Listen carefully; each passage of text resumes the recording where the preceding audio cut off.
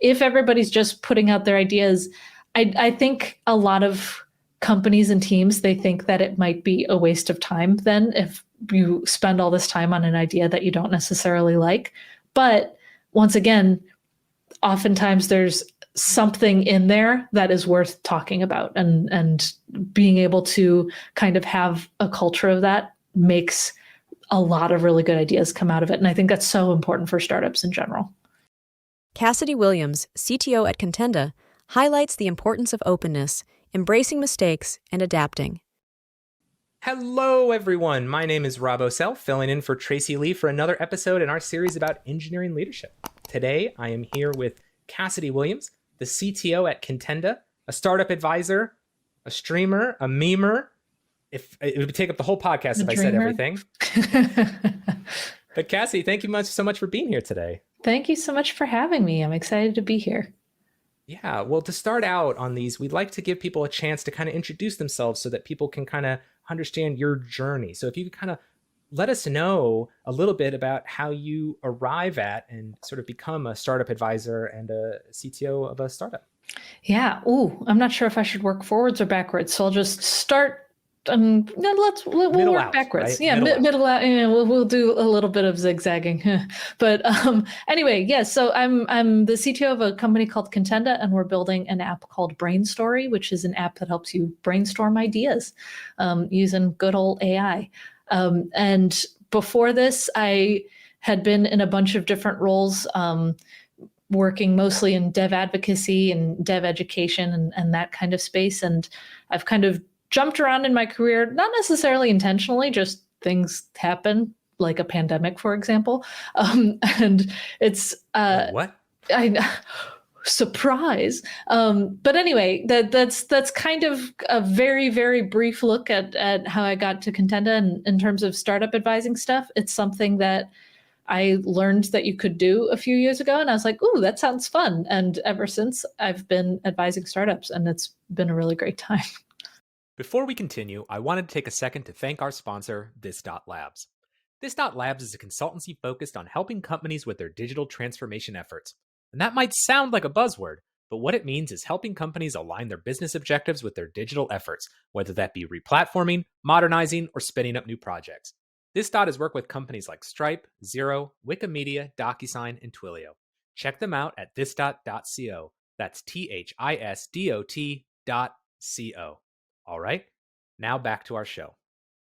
Well, great. Tell us a little bit about this current startup that you're working on and kind of the journey that you've had as CTO there and some of the challenges that sort of you've been facing as you all try to find the fabled product market fit.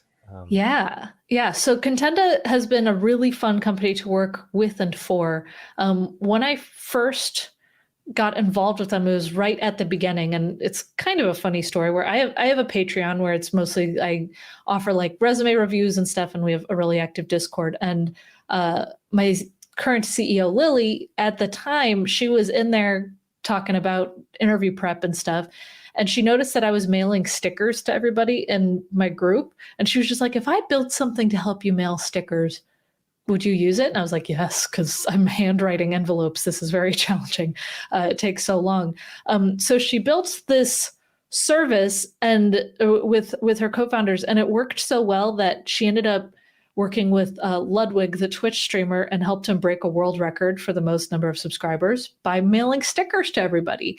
And as fun as that was, they were just like, oh, wait a minute. This does not scale well. We are mailing so many stickers to people. And so I joined in as an advisor part-time, and as they were kind of figuring out what they wanted to build, they ended up building various pieces of software to help streamers retain subscribers, creators retain subscribers. Eventually, before all the chat GPTs and everything, they created AI tools to help create more content for more subscribers to hang on. And eventually I joined them right at the point where it was turning content into new content. So for example, we could turn this podcast episode into a blog post. And in the most recent months, we've been realizing, enterprise contracts are really hard to come by in this funky economy. And So we started just kind of playing with our own API while trying to sell the Contenda product and Contenda Studio products.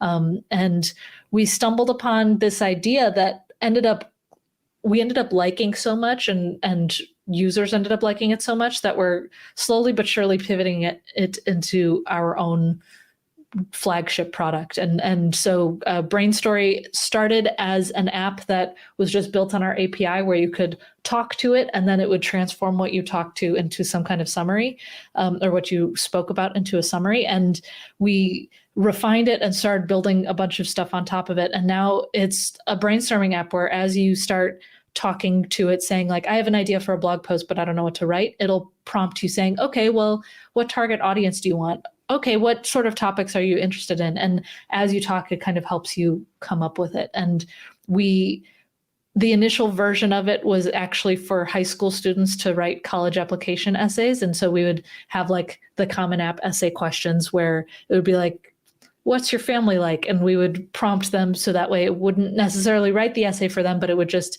help them along and coach them through their essay. And we were like, wait, this is so useful. What if we expanded it to everything? And yeah, anyway, that is how we got to where we are today. And we are building Brainstory day in and day out now. So talk to us a little bit about like what it felt like to be making that realization, was when you're sitting down and you're like, hey, maybe some of our initial ideas aren't getting maybe the traction that we want. We need to make a change. What's going to be our change, and plan it out? Or is this a situation where you kind of woke up one day and you're like, we're not sure what to do. Wait a second. We have this thing that's going crazy. Let's just lean into that. Like, how did y'all realize that made more substantial change to your strategy? Yeah. So we were doing so many sales calls, and I mean, it's not just us. I think Carta came out with a stat like more startups have shut down in the past quarter than they have in like more than a decade. So we were looking at all of our bad sales records and being just like, we might not be making it. We're not sure what we're going to do because we really like our product. I still use the old version of it, even though we don't really sell it anymore. But it just wasn't doing it. And we just started talking with advisors. We started talking with friends. We started to figure out like, what can we do? Because we have such a good team. We have good software, but what can we do with it? And yeah, I think we just got to a point where we're like, what if we just played with it and tried to come up with something? And again, it was something that we shipped, didn't think anything of it, but we're happy that it existed because it was something that we liked to use. And then, yeah, other people started using it. And I think there was just a point where we had an aha moment where we were like, we're making more money and have more users that genuinely love the product than with our flagship. We should probably just call it. And it's making a kind of call is challenging when because there's like the sunk cost fallacy where like we put in so many resources towards this one thing. We had our own custom models. We were using a combination of a bunch of different AI tools to make this thing that worked really well, just nobody was really buying it. And then we had this thing where we shipped it in less than 2 weeks, and we are just like, yeah, it was just a fun thing. And now we're like, wait, this fun thing is actually fun. And it was, I think, kind of a wake-up call for us where we were realizing that we should build something that it's not just we say, it's really good, trust us. It's something where people are just like, hey, this is really good. You guys are onto something, and listening to users and kind of putting a lot of ego aside. So as you're doing this, again, like, are you putting out multiple feelers? Because I could see that. It's like, if you feel like what you have doesn't work, it's kind of tough to think we need to come up with a new path. You may say, oh, I know, if I'm going to change, I want to make sure it's the perfect change. And so I'm going to try a bunch of different things. But I could imagine that being very difficult to fund and to do properly. So how do you decide how much to pursue when you realize what you have isn't working? Was that a discussion internally? Like, were there other projects that maybe went alongside Brainstory that you ultimately decided weren't getting as much traction or not worth pursuing? Yeah, actually. So this was at a company offsite in August, so a few months ago, where our team, we were meeting in person for the first time in a while. We were kind of figuring out what we wanted to do to improve our main studio product, where once again, it was transforming videos and podcasts and stuff into various other forms. And there was a point where Lily, our CEO, and I, we were just kind of sitting and chatting, and we were just like, what if we just kind of, for lack of a better word, YOLO'd this? What if we just said, we have our API, let's just build a ton of mini apps on it and see what sticks and see what users like. On one hand, it could just be our paying customers might say, oh, your API is good. We're going to up our plan so that way we can use your API more. Or we might come up with a product that is more interesting. And so we then sat down with the team, and we truly just had our own brainstorming sessions where we were literally writing on Post-its all the things that we could build with our API. And then we all took turns and just kind of ran with it. And the whole like college essay helper thing, that was something that was Lily's idea on the helping students, and then my idea on the what if we just recorded audio in the browser and combined it and made that and expanded from there. And we had a bunch of different versions where it was like a productivity app. We had a D&D planning app for Dungeons and Dragons players. We had a lot, honestly, like enough where some of them I was like, actually, we could probably still do this someday. But anyway, we kind of just gave ourselves a solid week and a half to just build and see what we could build and see what we could ship. And then everything kind of led to Brain Story, because all of the different kind of lessons that we learned from different ones, we realized we could just put all of this into one app to make this very solid brainstorming application. Now, with that many different ideas and brainstorms and many prototypes maybe in the field, and I'm sure there were some people that didn't really feel there was a reason to change, that maybe it just needed more time for the original thing. So talk to me a little bit about how y'all managed that discussion and in a way that was both productive and respectful and made sure that all the opinions were considered. How did you go about managing that decision? Yeah, that is definitely hard, because there is like the sunk cost fallacy of we've put so much effort into this. We just need one good sale, or we just need this. We're so close. We're just not there yet. And that it's hard. It's hard to navigate those feelings. Like even I had those feelings too, even though I was helping like champion some kind of pivot, because you don't want to throw away the things that you worked hard on.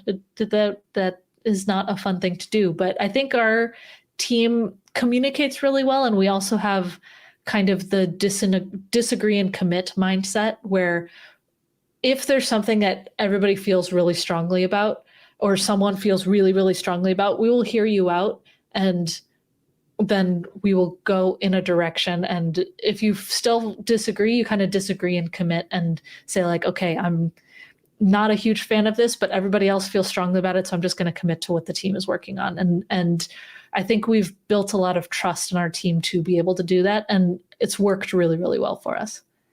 Is something like that a mindset? Is that a trait, or is that something that can be taught? Because that can be really hard to put aside something that you feel very passionately about, especially in an environment like a startup, I'm sure, where so much is at stake. A lot of people are deeply invested in everything that's going on. It takes a lot to put aside what you believe strongly is correct and fully commit to another vision. Is that something that you foster on your team, or is that something you recruit for? How does that work out? I think it's something we foster. And I think it's something too where sometimes when someone disagrees strongly and we listen to them, we might not take all of what they say and be just like, you're right, they're completely right, let's go. Or we might just like find a common ground. And I think it's something that we foster. But then I don't know if you've heard of or read the book Think Again by Adam Grant. Highly recommend this book. It's great. And it's all about basically not sticking to what you're thinking, which, you know, pros and cons of that. But in general, it's all about being willing to be wrong.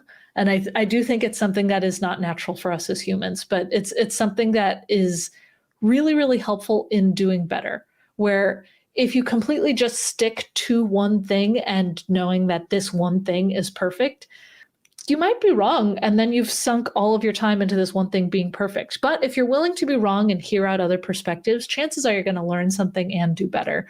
There was an example in the book where it talked about this one photography class where half the class said you have to turn in one photo that's really, really good, and that one photo will be your grade. And then the other half of the class was just take 100 photos. We'll do like some kind of average of all of the photos. And the people who took 100 different photos, they were much more willing to be wrong and just kind of experiment. And they consistently had better photos and grades at the end of the course. And I think that it's a really good metaphor for a lot of things where if you kind of do an audit of yourself and be like, I might have been wrong, or maybe my goals have changed or something. And this kind of applies to you as a person, but I think it particularly applies to teams and startups and opinions and all of that. I think by fostering that and encouraging that, you end up with better ideas and concepts and products at the end of it. Yeah, I think that's a fascinating idea. This idea that, as leaders, we're often taught, hey, share all the praise to your team and maybe take some of the blame or the loss. But what's interesting in this kind of environment doesn't run counter to that, but I love this idea that part of what makes this work is nobody's really keeping score. The team is succeeding or the team is failing. They don't know that, oh, that was your idea. That was a bad idea. You caused this problem. Right. Or like, hey, I was right. We should have did what I said. Like you said, an environment where you don't have people constantly keeping score is an environment where you can be free to be maybe a little wrong, to be a little bit out there. And if it sticks and it works, great. And if it doesn't. Yeah, that it reminds me of one of the companies I worked for in the past. One of their Slack channels was just the bad ideas channel. And because it was prefaced with bad ideas, people just threw in whatever ideas they were thinking of, whether it was like the company should change its name to this, or what if we had a mascot that was stupid? I don't know, just various things like that. And sometimes there were really good ideas and we were like, wait, that's not a bad idea. Let's take it and run with it. And then the other ones, people would be just like, yeah, you're right. That is kind of a silly idea. But because it was named that and that was expected, there was no like shame in it. And nobody was just like, that's a really bad idea. Why would you even bring that up?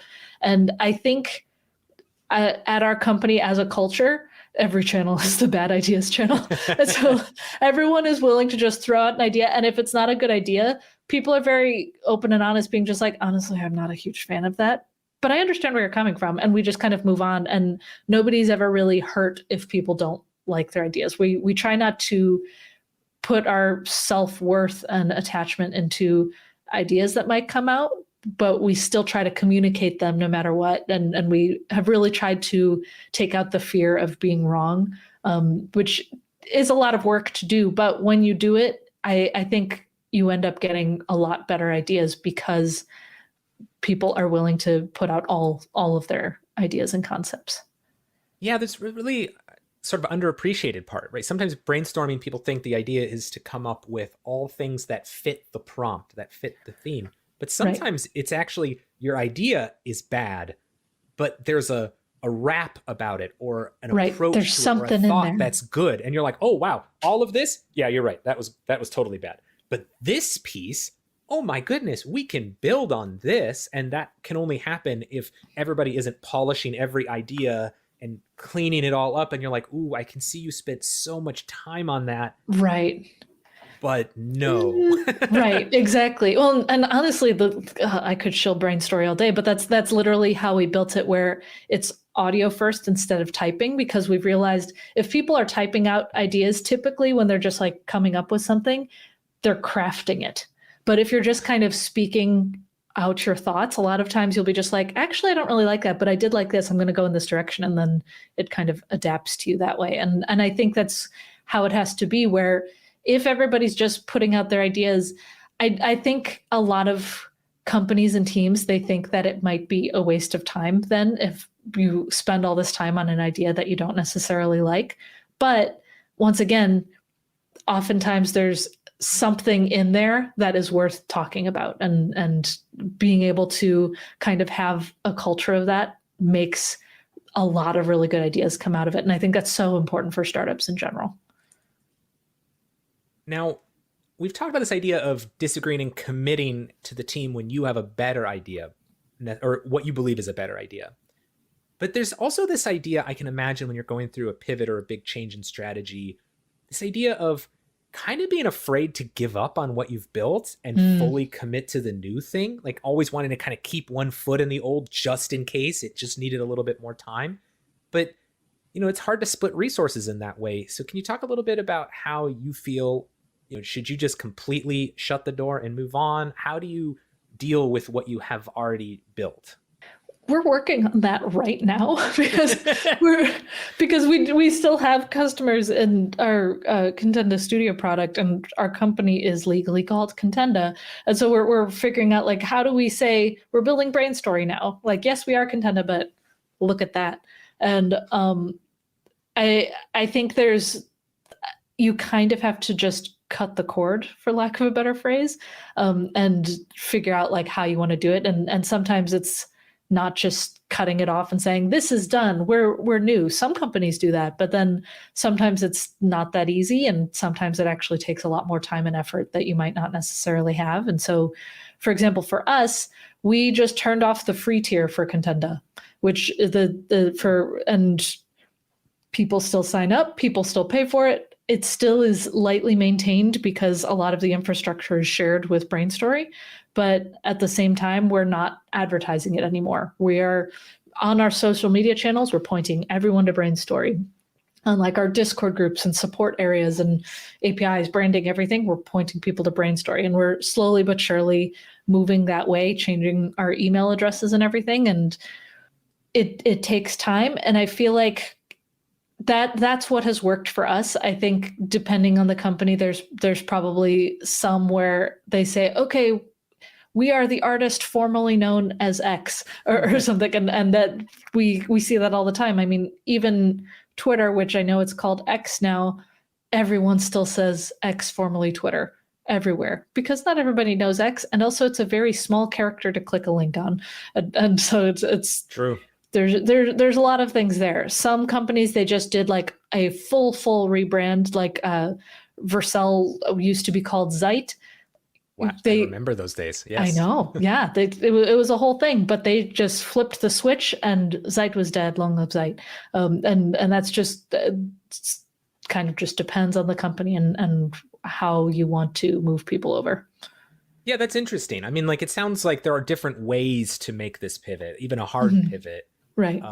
But at the same time, even if you don't decide to completely kill the past, there's still this idea that you come to a firm recognition that it isn't the future. Would that be accurate to say that regardless of the flavor of pivot that you go through, there's still this idea that, I mean, I guess you don't want to completely close the door, but that there's not a part of your heart that's still hoping it works out necessarily. Right. Like you're committed to the new way. Yeah, you have to let go of the past. And I kind of use the ship metaphor whenever I talk about startups, where like when you start a company, you're on a ship that's sinking already. And so your goal as a startup is to make it move forward while also plugging a bunch of holes.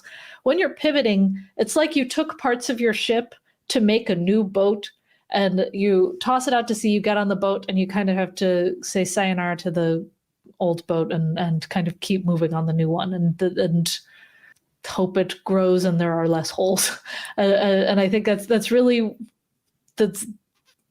how it has to be, even though it can be painful sometimes. But you can't necessarily go back unless it's something that was truly a bad decision. And even then, sometimes you just have to move on. Yeah, that makes sense.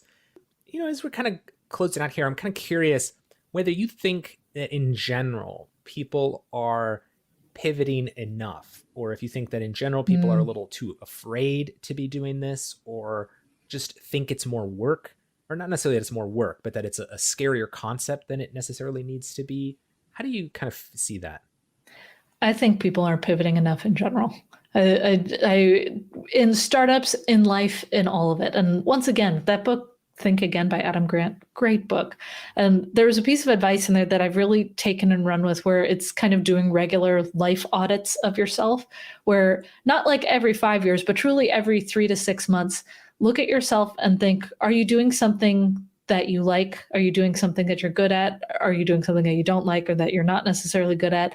Are you going in a direction that you want to be going on? Do you have a goal that is old now where it's not necessarily your goal anymore?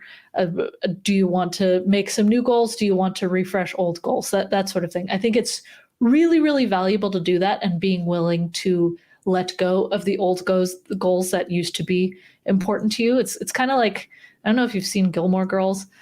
This is a bit of a spoiler, but if you haven't seen Gilmore Girls by now, it's been a while.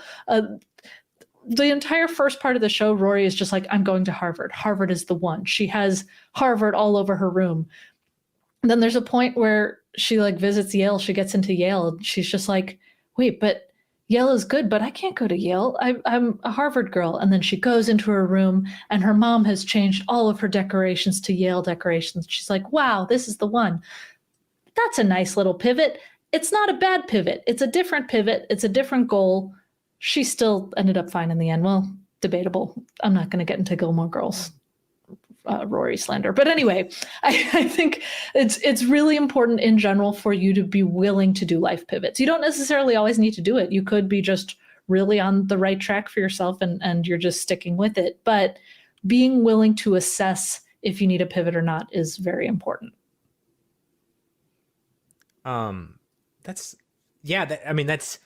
very indicting. I think I'm curious at the very end, like this, some people hold conviction as a strength. And I've spoken to many leaders who are like, having a clear vision of what you want to do and sticking to your vision is a trait that people hold in high regard and high esteem. Mm-hmm. But it doesn't strike me after this conversation that pivoting has to mean that you don't have that conviction, and that maybe right. that idea of having a clear vision can maybe lead you to doing some things, kind of going down with the ship, as you sort of said, instead of jumping to the next one that is waiting for you, that has that. So could you speak to maybe that conflict if people are listening to this and saying, no, I don't want to constantly be second guessing myself. I want to, stick to my vision, and whether you think that that's actually a conflict. The CEO of BlackBerry really stuck to his vision. And where is BlackBerry now? I think you can have conviction, and there's a lot of core values that you probably care about and core missions that you care about, that making some kind of pivot and change doesn't necessarily compromise that core vision and those core values. And once again, your work is not who you are as a person. You can still have conviction in yourself and what you care about and change your ideas about something. You don't have to be so stuck in what you believe that you're not willing to change. I feel like the people who do best in their careers are willing to change a little bit here and there and being able to be adaptable. Because if you aren't willing to change and something chaotic happens, for example, once again, a global pandemic, you don't know what sort of things that life will throw at you. And so being able to adapt to the changes that life throws at you, and even just the changes that your mind goes through if something happens, or just that you kind of change into as you get older and more mature. I think it's a very normal and important thing to be able to adapt. Wonderful. As we're wrapping up here, can you let people know where they can find you online if they'd like to hear more from you, or just... Yes, you can find me at Cassidoo, Cassidoo, on most things. And if you want to give Brainstory a try, it's Brainstory, it's spelled how it sounds, .ai, and you can try that out for free too. Well, wonderful. Well, that's going to be it for us today. Thank you so much to Cassidy for being our guest, and thank each of you for being here today to listen. We hope to see you all next time. As we wrap up here, we'd like to thank today's sponsor, This.Labs, who would like me to remind you that they are trusted by top names like Meta, Google, and T-Mobile. This.Labs helps bridge the gap from business requirements to tech implementation. Whether you're modernizing legacy systems, ensuring sustainable application architecture, or seeking expert guidance, This.Labs has the experience to help. Discover more at this.co. That's THISDOT.co. Thank you to them for allowing me to do this, and hope to see you all next time. Thanks. Bye.